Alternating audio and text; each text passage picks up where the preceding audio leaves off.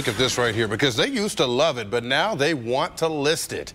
The lingering problem that comes back year after year has a Bedford homeowner wanting out. And she says it's made worse by a nearby parking lot. News 5's Jordan Vandenberg is live there tonight. Jordan, go ahead and tell us who owns that parking lot.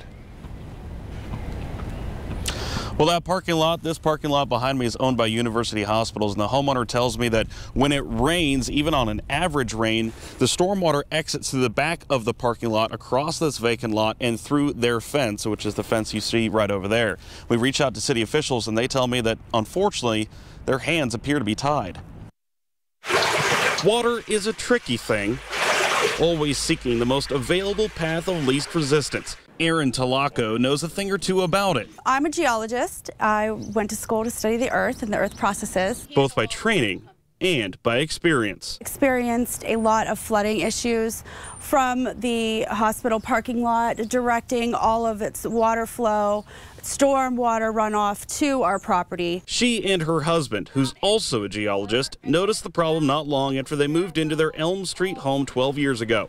And she says the storm runoff will run into their home and basement, even during average rains. They've even had to use special booms to keep it all out. When it gets wet, it expands and it forms a barrier across there. True to form, the two geologists even made maps to help plead their case. We have sent the city and the hospital maps showing the flow direction of the water off of the property behind us. That is the hospital parking lot, and explain that it is illegal to discharge stormwater onto other people's properties. City officials say they understand her concerns, but are limited by what they can do. City manager Michael Malice says the Talaco's century-old home was built on top of a creek, and the topography of the land turns the home into a bullseye for storm runoff.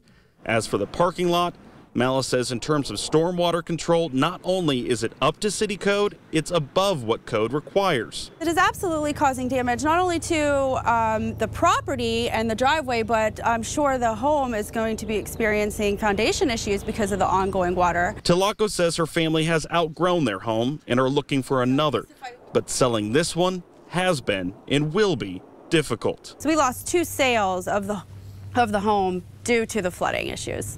And if you were to try to sell it today? It's probably not going to sell, no. And we'd have to disclose that we have problems with the hospital flooding. And we reached out to University Hospitals for comment. A spokeswoman tells me that they reiterated what the city said, and that their parking lot is not only up to code, but it goes above what code requires. But they did say that they will investigate further. Reporting live in Bedford, Jordan Vandenberg, News 5.